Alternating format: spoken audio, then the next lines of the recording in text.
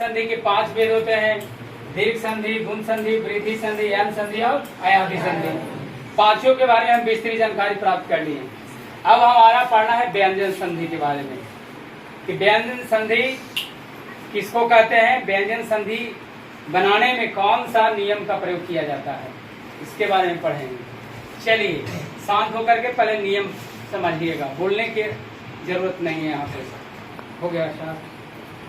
व्यंजन संधि स्वर या व्यंजन वर्णों के कारण व्यंजन वर्ण में जो परिवर्तन होता है उसी को हम व्यंजन वर्ण कहते हैं। यानी स्वर संधि और व्यंजन संधि दोनों मिलने के बाद जो बनता है उसी को हम व्यंजन संधि कहते हैं। क्या कहेंगे? व्यंजन संधि। स्वर वर्ण और व्यंजन वर्ण के मिलने के बाद जो संधि बनेगी उसी को हम व्यंजन संधि कहते हैं। पहला नियम देखिए, झरो जसंते यदि वर्ग के, नियम समझिएगा, रखा ध्यान दो इधर, यदि वर्ग के प्रथम वर्ण के बाद, बोलना नहीं है, समझिए, हम बोलेंगे उसको समझिएगा। यदि वर्ग के प्रथम वर्ण के बाद किसी वर्ग का तृतीय चतुर्थ वर्ण रहे या रा ला रहे या कोई स्वर्ण वर्ण रहे तो उसके स्थान पर प्रथम वर्ण का उसी वर्ग का तृतीय वर्ण हो जाता है।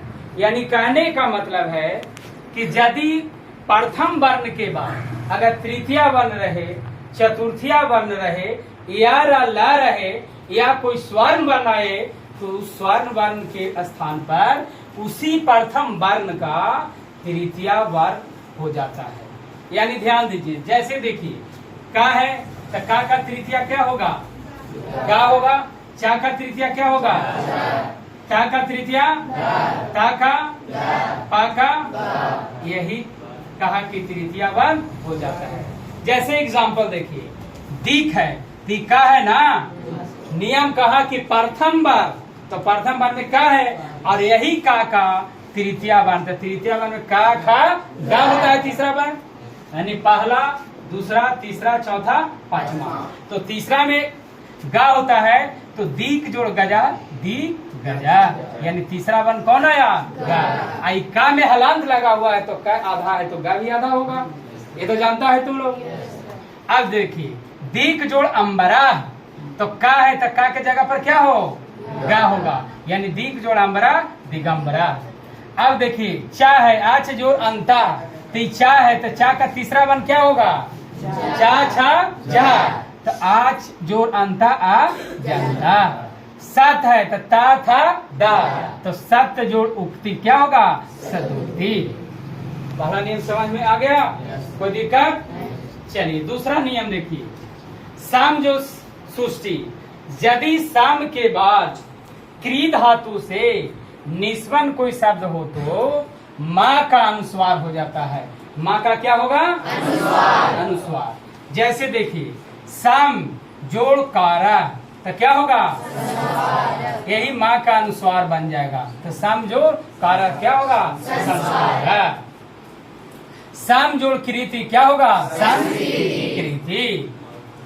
तीसरा देखिए, यरो अनुनासिके अनुनासिको वा, यदि वर्ग के प्रथम वर्ण के बाद पंचम वर्ण आए, यानी प्रथम आएगा का आएगा या अड़ा आएगा, ठीक है ना, तो प्रथम वर्ण के स्थान पर उसी वर्ग का तृतीय या पंचम वर्ण हो जाता है। यानी चाहे तृतीय से ही बनाइएगा तो गलत नहीं होगा या पंचम से भी बनाइएगा तो गलत नहीं होगा। जैसे देखिए, वाक जोड़ मैं, तो का क्या होगा? तृतीय वर्ण गा, तो वाक जोड़ मैं वाक में, या आपको पंचम वर्ण से बना रहे हैं तो का खा अड़ा, तो अड़ा लिखे है ना, लिखे है कि नहीं लिखे है? जगत जोड़ ना था है तो ता था दा धा ना, तो जगत जोड़ ना था क्या हो गया? जगत ना था। उत्त जोड़ नथी, तो ता था दा धा न, पांचवा वर्ण होगा तो उत्त जोड़ नथी क्या होगा? नथी। तत् जोड़ मात्रम, तो ता था दा धा ना, पांचवा वर्ण होगा ना ता का, तो तन मात्रम। चौथा देखिए, वा पतदंश, यदि माँ के बाद कोई स्पर्श वर्ण आए तो माँ का अनुसार हो जाता है, या पंचम वर्ण से भी आप बना सकते हैं, या पंचम वर्ण भी हो जाता है।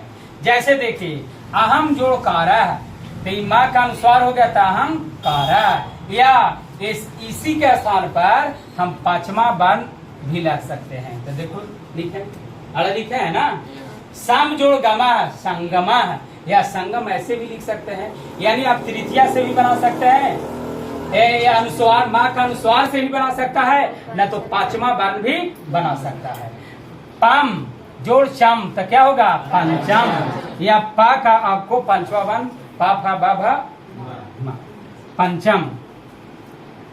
मोनो है मो अनुस्वार है, यदि माँ के बाद अंतस्थ वर्ण उष्ण बन रहे तो माँ के स्थान पर अनुसार, यानी अंतस्थ वर्ण का मतलब या अलावा, या उष्ण का तलावी सा मुधानी सा दंती सा हाँ, ये दोनों में से अगर कोई वर्ण रहेगा तो इसके स्थान पर आपको अनुस्वार हो जाएगा। क्या होगा? अनुस्वार। सम जोड़ होगा, क्या होगा? समी होगा। स्वयं जोड़ बरा, स्वयं बरा, क्योंकि माँ का क्या होगा? अनुस्वार। लेकिन याद रखिए, देखिए या है ना, यानी अंतस्थ वर्ण हुआ कि नहीं, यहाँ पर वाह हुआ, वह भी अंतस्थ वर्ण हुआ। अंतस्थ वर्ण के पहले अगर रहेगा तो उसी का क्या होगा? अनुस्वार हो जाएगा। क्या हो जाएगा? अनुस्वार। तोड़ लो, यदि ता के बाद ला आए तो या ता का ला हो जाता है। जैसे ता का क्या हम करेंगे? ला करेंगे। जैसे उत्त जोड़ लेखा, तो ता का क्या लिखेंगे? ला लिखेंगे। ये नहीं कि ता का तृतीय वर्ण या पंचवा वर्ण लगाना, नहीं, नियम अलग है। अगर ता के बाद ला आएगा तब ही आपका ता का क्या होगा? ला होगा।